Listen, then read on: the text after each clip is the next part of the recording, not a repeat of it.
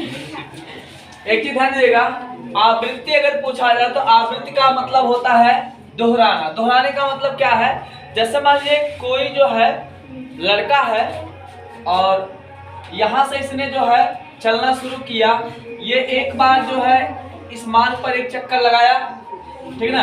या फिर हम कर सकते मान लीजिए ये कोई गोला है, वृत्ताकार मार्ग है, यहाँ पर कोई ए नाम का लड़का है, एक चक्कर जो है यहाँ तक लगाया दौड़ते हुए, ठीक ना।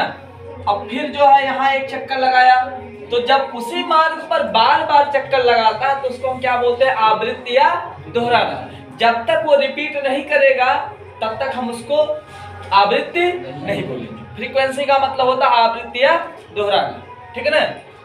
तो यहाँ पे एक चीज ध्यान देगा, हम लोग पढ़ रहे तरंगों के संदर्भ में। तरंग नहीं पता क्या होता है। कभी जो है जिंदगी में जो है अपने आप अपने जिंदगी में जो कभी ना कभी जो है तालाब या पोखरे में, ठीक ना, या फिर नहर में जो है या नदी में जो है पत्थर फेंके होंगे, ठीक है ना। तो आप देखेंगे जब पत्थर जहाँ पे आपका गिरता है तो वहाँ पे अगल बगल जो है पानी ऐसे ऐसे अप डाउन करते हुए काफी दूर तक जाता है। वो जो है एक तरीके का तरंग है, बस नहीं। तो तरंग का सबसे सटीक एग्जाम्पल मेरे हिसाब से वही है, और आसानी से जो अपने डेली लाइफ में हम कुछ समझ नहीं सकते तरंग को समझने के लिए, क्योंकि वो किसी माध्यम में हम देख नहीं सकते, उसको एक्सप्लेन नहीं कर सकते, ठीक है ना। और तरंगों के रूप में ही हमारे कानों तक ध्वनि आती है। ऐसा नहीं कि मतलब जो है अब जैसे मान लीजिए नवरात्रि चल रहा है तो उसका जो साउंड हमारे आपके कान में आके घुसा फिर चला गया अपने जगह पे, ऐसा नहीं है। तो ये जो है हमारे आपके कान में कैसे आता है? तो ध्वनि के रूप, ध्वनि जो होती है तरंग के रूप में आती है। कैसे आती है? तरंग के रूप में। कोई दिक्कत नहीं ना। तो वैसे जो होता है, जो आवृत्ति होती है वो भी किसके माध्यम से संभव है? तो तरंगों के माध्यम से ही संभव है। क्योंकि यहाँ पे जो है हम लोग तरंग दैर्घ्य वगैरह किस में पढ़ते हैं? तरंग में पढ़ते ना, फिजिक्स में पढ़ते ना। तो ये तरंग दैर्घ्य वगैरह जो है, अब तरंग दैर्घ्य क्या होता है? तो दो श्रृंगों अथवा दो गर्तों के बीच की, पिछले वीडियो हम लोग पढ़े थे ना कि दो श्रृंगों अथवा दो गर्तों के बीच की दूरी को हम क्या कहते हैं? तरंग दैर्घ्य कहते हैं। इसे हम किससे डिनोट करते थे? लैम्डा से, ठीक है ना। बात समझे?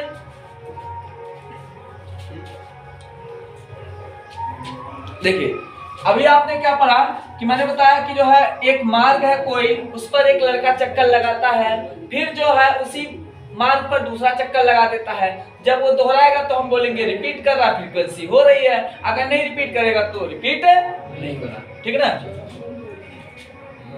तो देखिए परिभाषा क्या बनेगी। जैसे मान लेते हैं तरंग का संचरण, क्या है? तरंग का संचरण। और संचरण माने क्या होता है? तो अभी बताया ना कि पानी में जब आप पत्थर फेंकते हैं तो वो पहले एक जगह उत्पन्न होती है तरंग, इसके बाद आप देखेंगे वो लहर नुमा संरचना जो होती है वो वहीं पर बन के रह जाती है और दूर चली जाती है, दूर तक जो है फैलती चली जाती है। तो संचरण का मतलब होता है फैला होना, ठीक है ना। संचरण का मतलब क्या होता है? फैला होना, संचार, ट्रांसमिशन, है ना। तो तरंग संचरण जो होती है जब ये क्या हो जाए? रिपीट हो और किसी एक बिंदु से, क्योंकि रिपीट होगा एक बिंदु से। अगर अलग अलग बिंदु से रिपीट होगा तो उसको फ्रीक्वेंसी नहीं बोलेंगे। जब एक बिंदु से बार बार क्रॉस होगा, यहाँ पे सबसे बेसिक टर्म क्या है? एक बिंदु, ठीक ना। तो तरंग संचरण जो होगा वो कैसे रिपीट होना चाहिए? किसी एक बिंदु से। जैसे मान लीजिए अभी हम लोग पढ़े कि यहाँ से कोई दौड़ना शुरू करता, फिर यहीं आकर रुकता है, फिर जो दौड़ता फिर यहीं। तो यहाँ पर ये बिंदु हमारा क्या है? मूल बिंदु हो गया। मूल बिंदु हमारा ये हो गया। अब यहाँ पर जब वो बार बार रिपीट करेगा तब हम बोलेंगे फ्रीक्वेंसी हो रही, नहीं तो हो नहीं रही। बात समझे? कोई दिक्कत नहीं ना। आप परिभाषा पे आ जाए।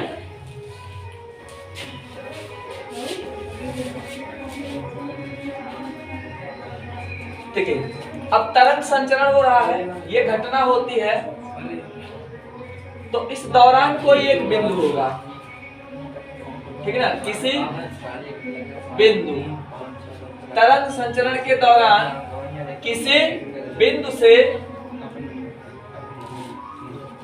प्रत्येक सेकंड, एक सेकंड है ना, किसी बिंदु से एक सेकंड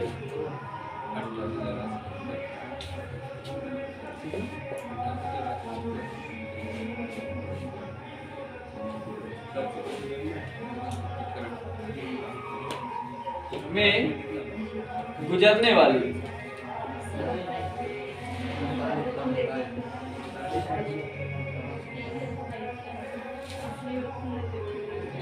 अधिकतम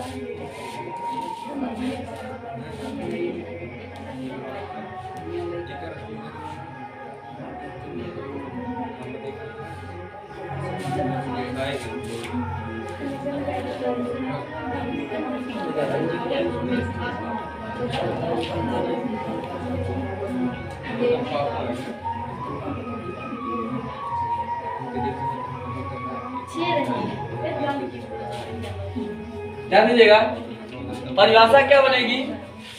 तरंग संचरण के दौरान किसी बिंदु से 1 सेकंड में गुजरने वाली अधिकतम तरंगों की कुल संख्या, मतलब वहां से कितनी किरण ज्यादा से ज्यादा क्रॉस कर रही है, ठीक ना।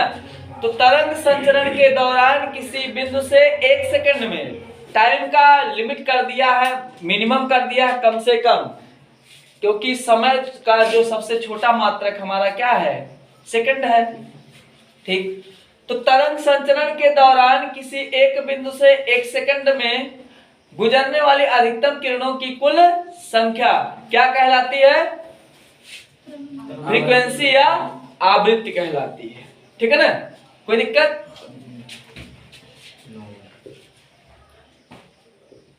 और आवृत्ति का मतलब क्या होता है? दोहराना। बनाइए इसको।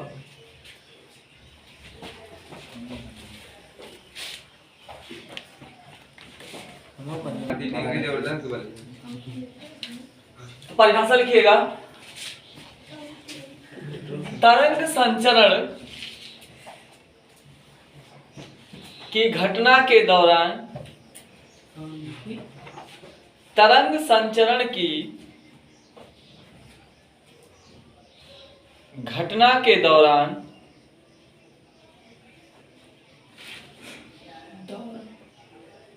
किसी बिंदु से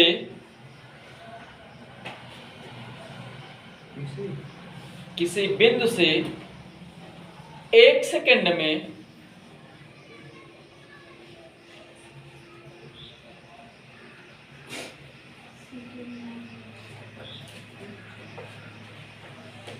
गुजरने वाली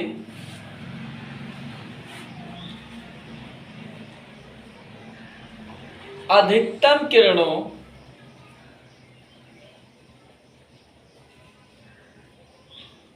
या किरणों की कुल संख्या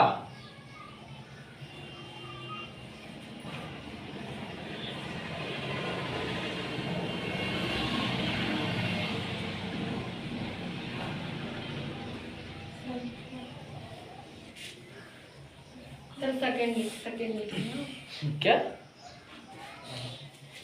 अरे खुद बना दो उतने इंटेलिजेंट, ठीक है ना। क्या लिखे आप लोग? तरंग संचरण की घटना के दौरान किसी बिंदु से 1 सेकंड में गुजरने वाली अधिकतम किरणों या कुल किरणों की संख्या आवृत्ति कहलाती है। इसका मात्रक हर्ट्ज, HZ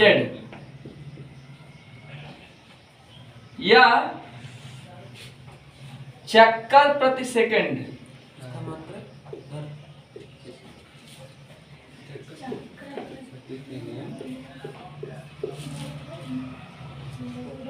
ठीक है ना, या चक्कर प्रति सेकंड होता है। बस समझे, ये इसका क्या है? मात्रक।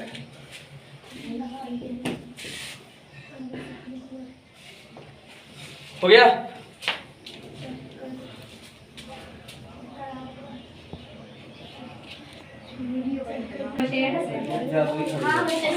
अगला हेडिंग डालिएगा आयाम।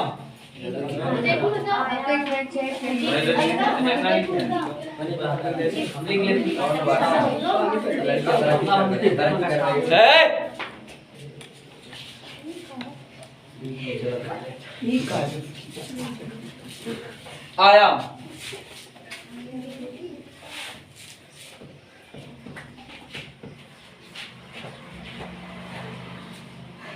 एल्टीट्यूड, यार एम्पलीट्यूड, एम्पलीट्यूड, AMPLITUDE,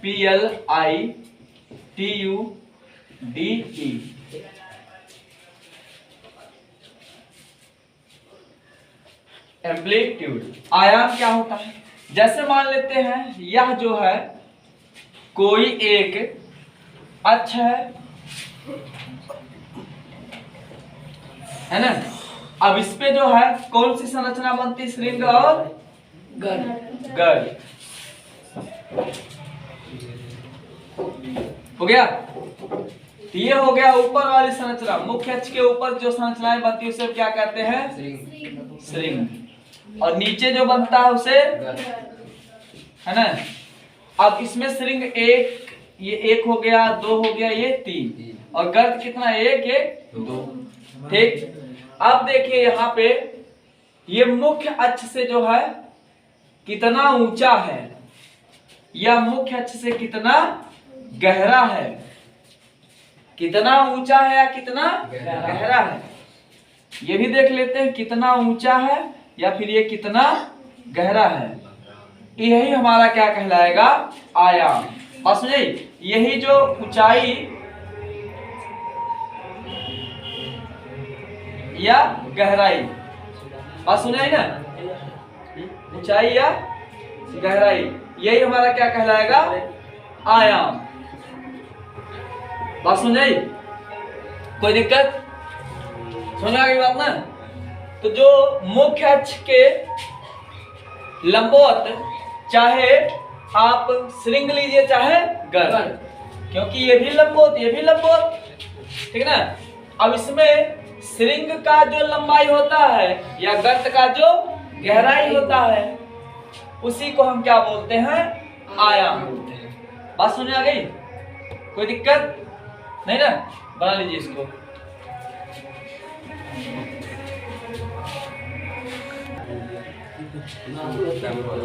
देखिए मान लेते हैं हमने जो है तरंग लिया, कोई है शांत हो जाए, कोई तरंग लिया।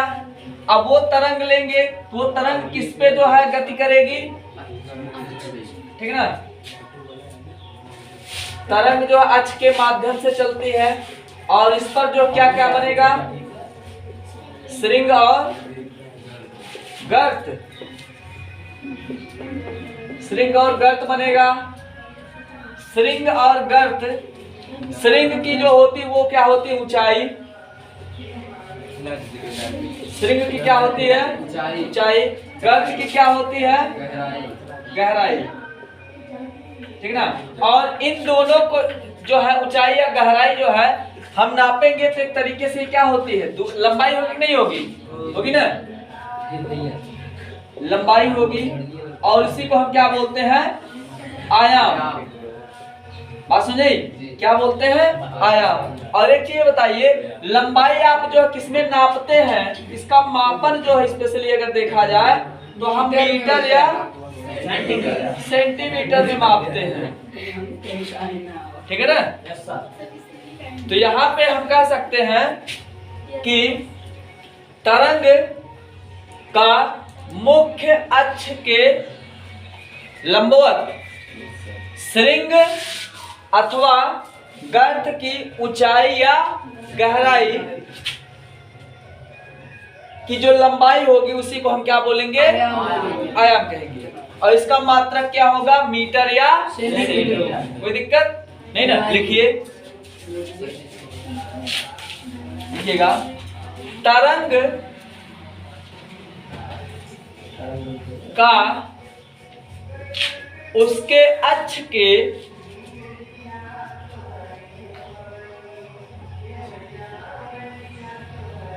तरंग का उसके अक्ष के लंबवत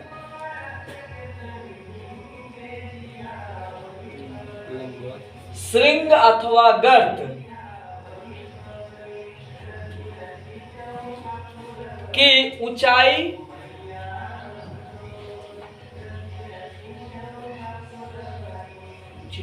या गहराई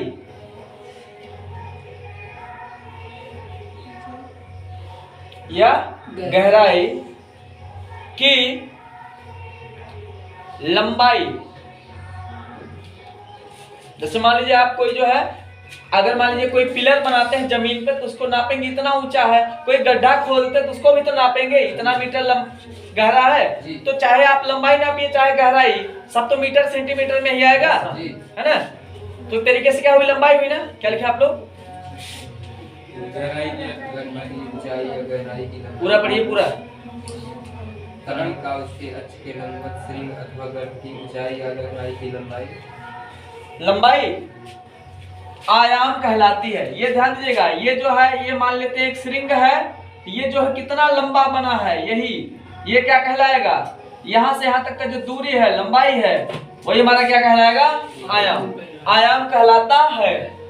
इसका मात्रक मीटर या सेंटीमीटर होता है। हो गया।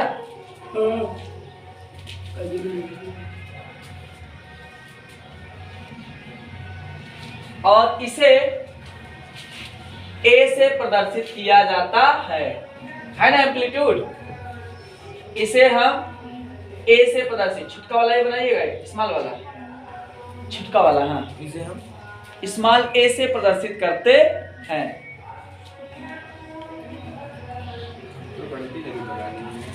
हो गया।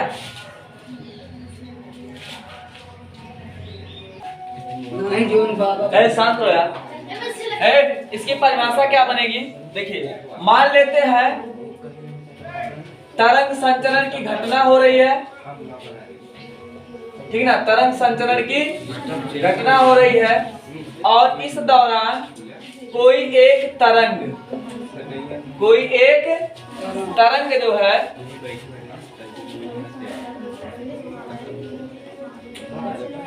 जब ये आगे बढ़ती है या गति करती है तो कितना दूर चल के जाती है, वही हमारा क्या कहलाएगा, वेलोसिटी या वेग, ठीक है ना।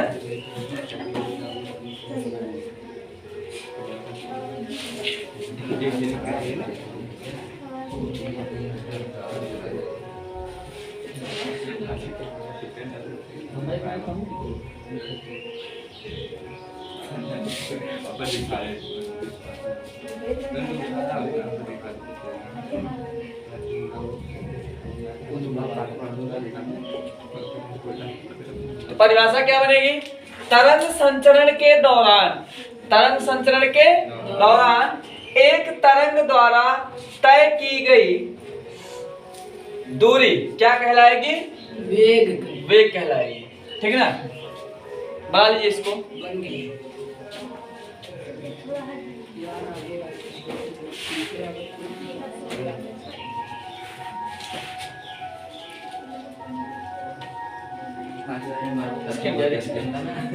कितना टाइम में तय करेगा, तो 1 सेकंड में, ठीक है ना।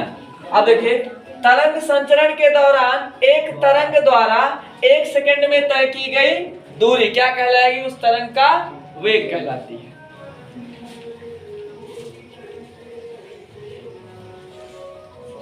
बनाइए इसको।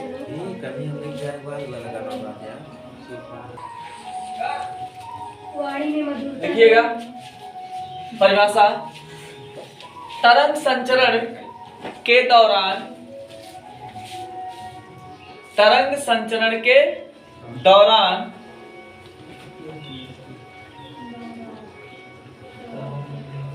किसी तरंग द्वारा या किसी एक तरंग द्वारा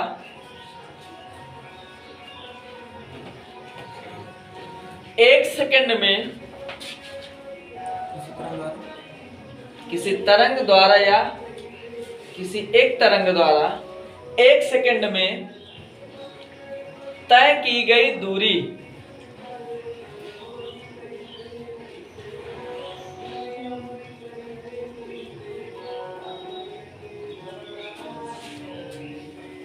उस तरंग का वेग कहलाती है।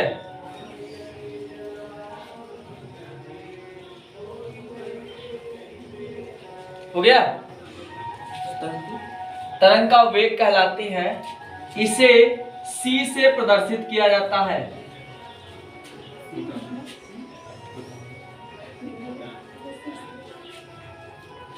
ठीक है ना?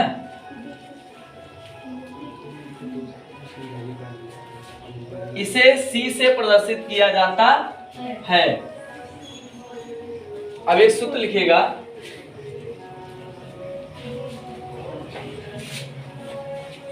c बराबर न्यू इंटू लैम्डा।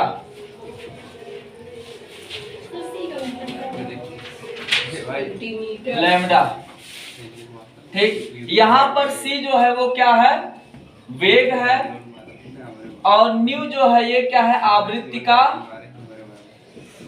मात्रक है, और लैम्डा ये किसका मात्रक है? तो तरंग दैर्घ्य का मात्रक है। ठीक, तो हम कह सकते हैं जो हमारा वेग होता है वो आवृत्ति और तरंग दैर्घ्य के गुणनफल के बराबर होता है। आवृत्ति ये वेग किसके बराबर होता है?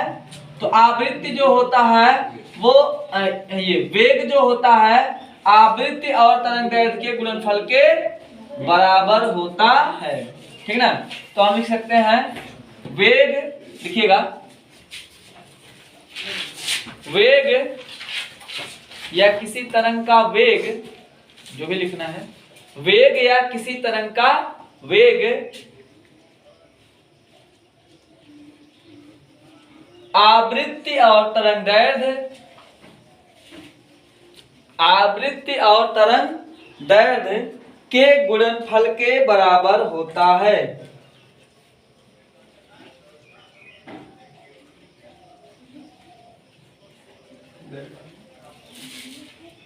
के गुणनफल के बराबर होता है।